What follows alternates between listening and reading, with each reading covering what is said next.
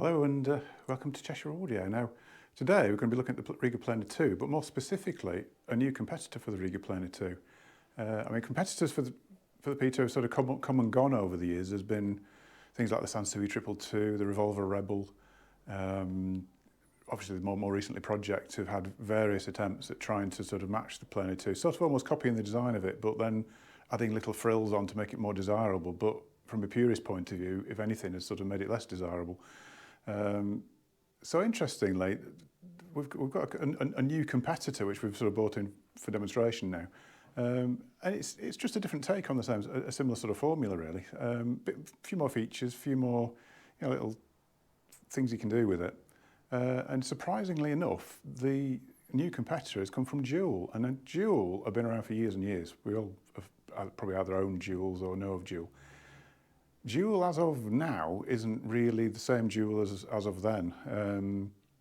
I believe Dual's almost split into two companies now, and I think the Dual I'm going to be talking about today, this story is a bit sketchy. I was sort of told part of the story, so I'm not sure. This is me sort of surmising a little bit. I think a Chinese company has bought the rights to use the name Dual and has brought out a range of turntables. Now, that sounds bad, but actually, if you sort of think about what Geely has done for Volvo and for Lotus, I can't remember the name of the company, but the company that now finance Stax headphones, how much good they've done in their sort of specific sort of areas. I think this could be quite a good thing actually, because the Dual we're going to talk about, which is the 418, is particularly good. I've been really impressed with it. So let's have a proper look, and I've got a Planar 2 here to compare it against and see what you think. So here we go, we've got the Planar 2 on the right hand side, Dual 418 on the left hand side.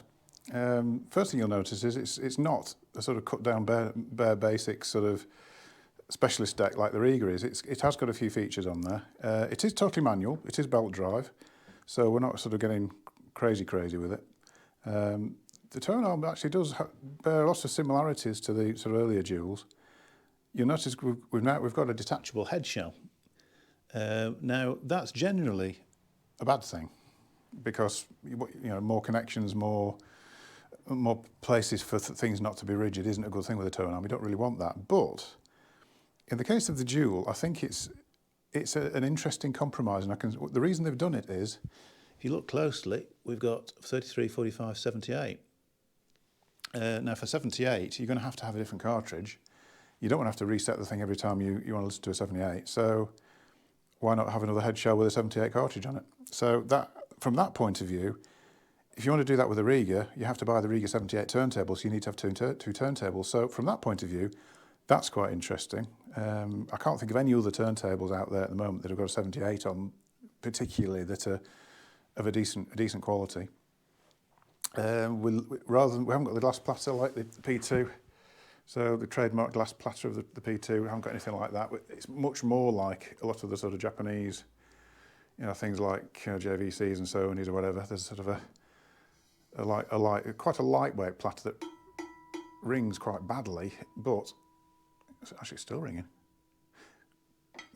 If you then put the heavy rubber mat on, nice and dead. So they kind of get around it in different ways. I mean, rubber isn't an ideal mat, to be fair. It kind of kills dynamics a little bit. But in the case of this, I think it works quite well, because it's just quite a cheaply made platter, but made nice and dead with a nice sort of heavy mat on there. Underneath, which I'll probably have to just switch the camera off quickly, just have a look underneath there. Yeah, so underneath we've sort of got a captive centre spindle motor. The belt sits on that in a sort of fixed sub platter. Very similar idea to a lot of turntables from the past, really. That sort of design. It seems to work fairly well. Put it all back together again. So what's it got over a Rega Planar 2? Well, firstly, we've got speed control. Obviously on the P2, like all sort of purist decks, you have to take off the platter, move the belt yourself onto the bigger pulley, and that's your 45-33. I don't mind that, to be honest. And some people get quite worried that that's going to be too much effort to do that. But actually, in real terms, that's not the case. So it's fairly easy to do. But if you really are bothered about it, you've got the speed control there. It almost looks as though that should light up. They don't. There's inside there. If you put a little fine screwdriver down, there is a little adjuster, so you can actually fine adjust speed. The Dual doesn't actually come with a strobe like the early ones. The early ones used to have a strobe around the edge, so it would sync with your light bulbs in your room, and you could actually see. It could actually freeze frame little strobes on the side to set the speed. That doesn't have it. To be honest, you probably never need to touch that anyway. So it's not. It's one of those things that you won't really need to touch, but it's there if you ever do. Yeah, detachable head shell. I mean, that's partly to do with having 78 that you would need a separate 78 cartridge, so you'd be able to switch between without having to unbolt it, unwire it, recalibrate every time. Well, you still have to recalibrate, but it's a much easier procedure.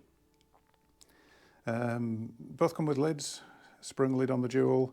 Sort of what you call a free-fall lid on the Rega. It just does, you have to push it all the way up. It doesn't have any springing on it, but again, purist.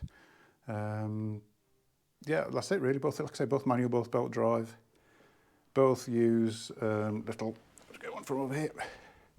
Little plug-in wall wart type power supplies on the back. Similar idea.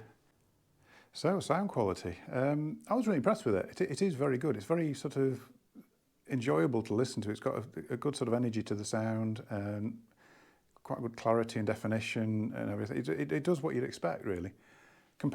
If you compare it to a Planar 2, the Planar 2 almost sounds a little bit like you've cleaned the windows. The Dual's got a slight sort of haziness to the sound somehow, a bit of lack of definition, sort of a bit imprecise in some ways.